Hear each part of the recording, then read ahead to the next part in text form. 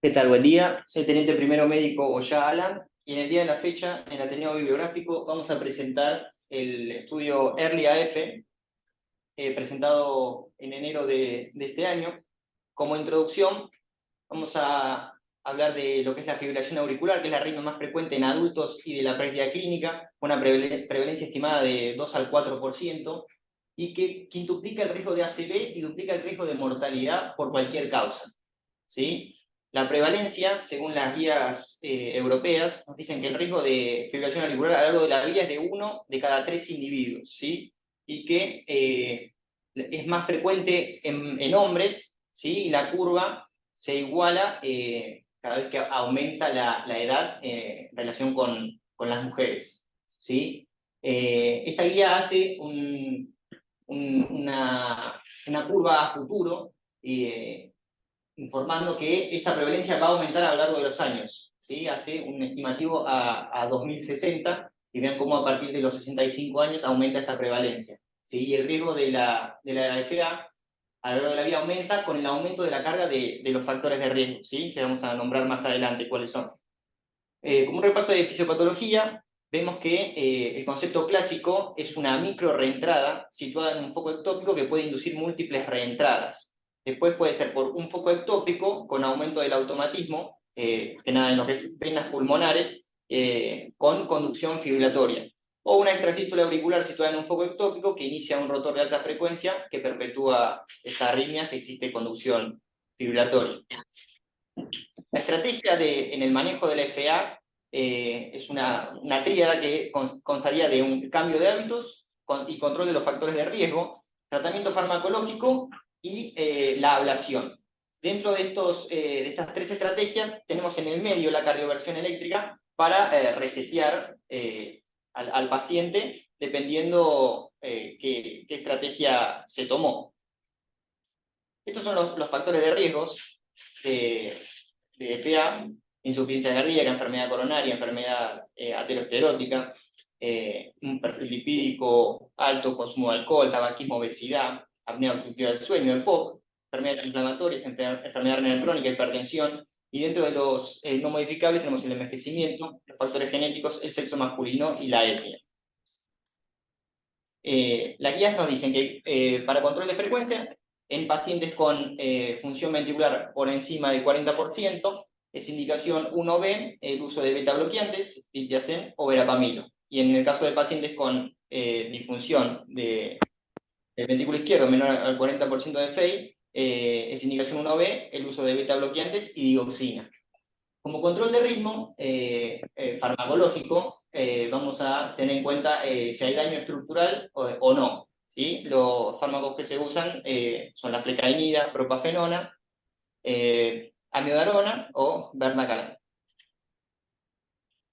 El algoritmo de tratamiento que nos muestra las guías del 2020 son en pacientes con FA asintomática, ya sea paroxística, persistente sin factores importantes de riesgo de recurrencia, o con o sin factores de riesgo, según la preferencia del paciente, nos dice que la terapia sería fármacos antiarrítmicos y en caso de falla de este tratamiento, es indicación 1 la ablación. ¿Sí? Ahora, ¿qué pasa cuando es una FA paroxística o persistente y la función está deteriorada? Ahí recién es indicación 1, según la consideración de la preferencia del paciente, el tratamiento de ablación. En el caso de que se opte como primera línea en FA paroxística, es indicación 2A, y en el caso de FA persistente sin factores de riesgo de recurrencia, es indicación 2B.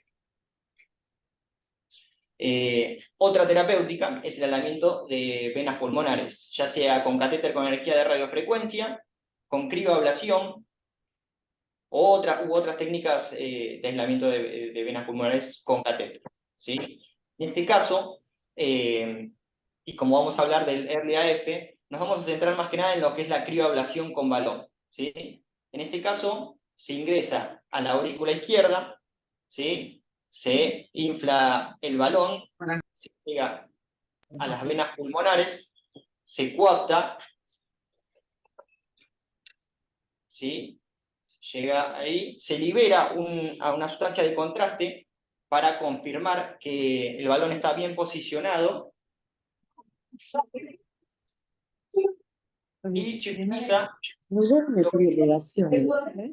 el óxido nitroso para disminuir la temperatura, aproximadamente se llega a unos menos 50 grados, y así provocar lo que es la ablación con frío.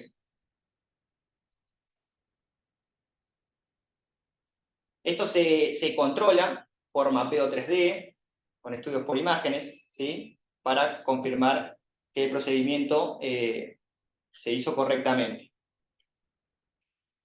Como complicaciones de la ablación, lo que las guías nos muestran es que puede haber, bueno, muerte, todo esto en menos de 1%, puede haber fístula isofágica, taponamiento cardíaco. Como complicaciones graves tenemos estenosis de venas pulmonares, puede haber parálisis del nervio frénico, complicaciones vasculares. Este es un metaanálisis que se hizo en 2008, que comparaba lo que es la ablación versus el tratamiento antiarrítmico en fibrilación auricular, que tomó estudios del 2003, 2005 y 2006, viendo que la ablación es una terapéutica mayor, más efectiva que lo que es el tratamiento antiarrítmico, ¿sí? Significativo. Y después tenemos el estudio Cabana, ¿sí? Que se presentó en 2019, donde también se vio una curva donde la ablación tenía mejores resultados que el tratamiento antiarrítmico, pero lo que no les dio fue o sea, significativo para lo que es mortalidad, stroke y sangrado, ¿sí? Pero sí se vio el beneficio de la ablación versus el tratamiento antiarrítmico en lo que es recurrencia de la fibrilación auricular. En cuanto a los estudios que hicieron para comparar radiofrecuencia, ablación con radiofrecuencia y antiarrítmicos, tenemos primero un estudio viejo, el 2005, donde se vio también un beneficio significativo para la ablación, en el grupo de ablación versus los antiarrítmicos, pero fue con un N pequeño, ¿sí? de 70 pacientes jóvenes, pacientes sin dilatación de la aurícula izquierda, con buena función, con FA paroxística, y con un crossover de 51%, ¿sí? de antiarrítmicos hacia la ablación. Y después tenemos en el 2014 el estudio RAFT, donde intervinieron 127 pacientes. Acá también se ve lo que es la menor recurrencia de fibrilación auricular en cuanto al grupo de radiofrecuencia versus los antiarrítmicos, pero informó que un 57% requirió una ablación adicional con un 47% de crossover, ¿sí? Y como efectos adversos, informaban un 6% de taponamiento. Es por eso que las guías del 2020 ponen como indicación 1 solamente los pacientes con tratamiento antiarrítmico fallido, en el caso de FA paroxística persistente sin o con factores de riesgo. Y o también como primera línea en casos de disfunción ventricular o en casos de taquimiocardiopatía, ¿sí? Pero esto fue basado en estos estudios que mencioné, que son bastante viejos, sin la tecnología que hay actualmente, ¿sí? Y también los estudios de control, de mapeo y de estudio por imágenes. Pero en 2020, los estudios de primera línea, como en el caso del STOP-AF, donde intervinieron 225 pacientes, también se ve significativamente el tema en este caso se utilizó crioablación. De la crioablación versus el tratamiento con antiarrítmicos, le dio significativamente para ablación, con un 30% de crossover y efectos adversos 1% de taponamiento. Después tenemos el Cryo First, que fue en 2021 se presentó. Acá también le dio significativamente para la ablación en cuanto al porcentaje de menor recurrencia de FA, y en este caso lo que se vio que era en pacientes, al igual que los estudios anteriores, en pacientes jóvenes, ¿sí? Mayormente en sexo masculino, sin dilatación de aurícula izquierda, con buena función y con un CHAS bajo, entre 0 y 1, con un crossover de 17% y un porcentaje de derrame pericárdico de 2,8%. ¿Sí?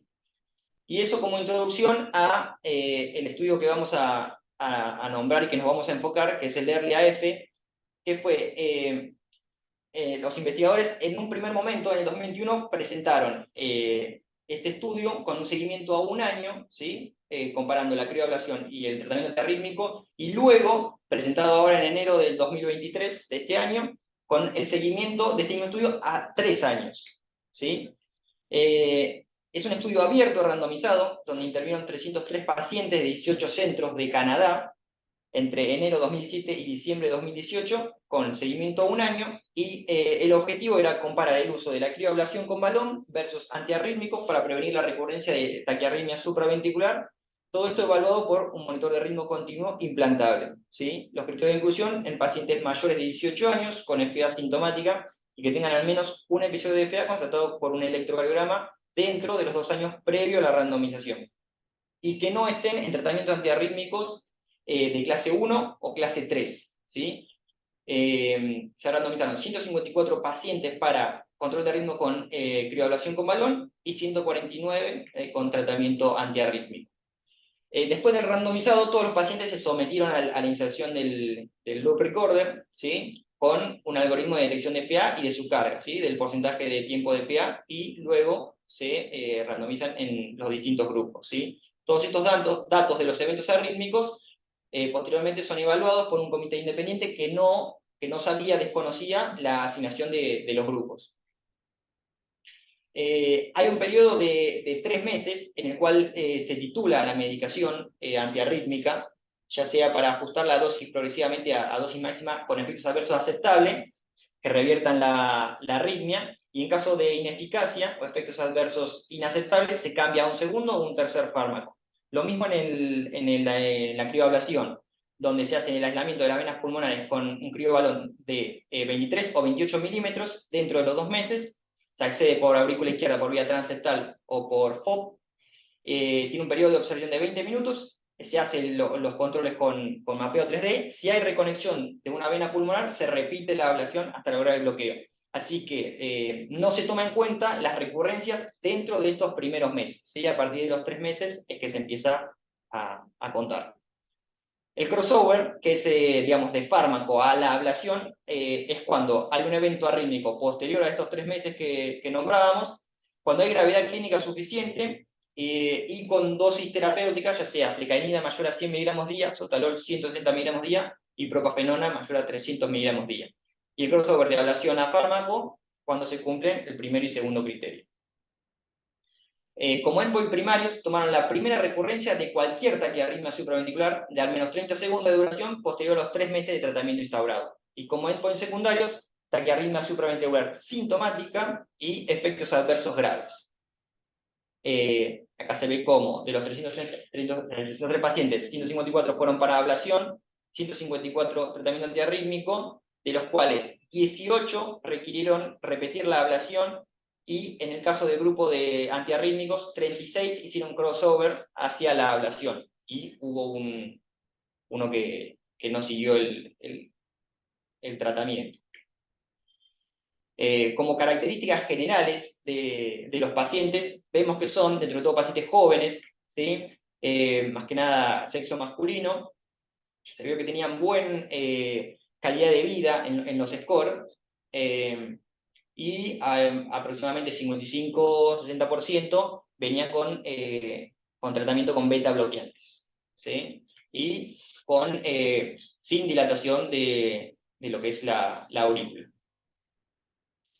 Se vio significativamente como el porcentaje de recurrencia era menor en lo que era la ablación versus el tratamiento antiarrítmico, acá vemos cómo en lo que es recurrencia sintomática o asintomática de taquiarritmia supraventricular a partir de los 3 meses, que teníamos este periodo en donde no se contaba, 42,9% le dio para ablación de recurrencias versus, vean, 67,8% contra los antiarrítmicos.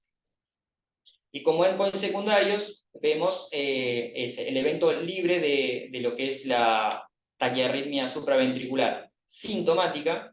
En este caso, sabemos en el caso de taquiarritmia supraventricular sintomática, 11% versus 26,2%.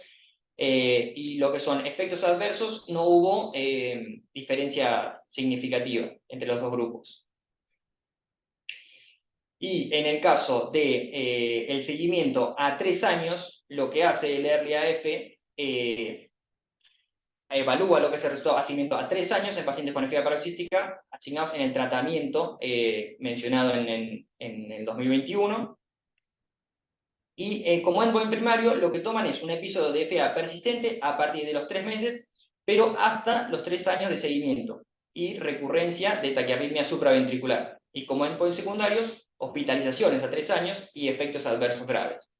Vemos como a 3 años sigue siendo significativamente mayor lo que es el beneficio de la ablación versus los antiarrítmicos en cuanto a persistencia. Acá vemos cómo tomaron progresión a FA persistente, vemos que del 1,9% versus el 7,4%, pero vemos la tasa de recurrencia, ¿sí?, de cualquier taquiarritmia supraventricular.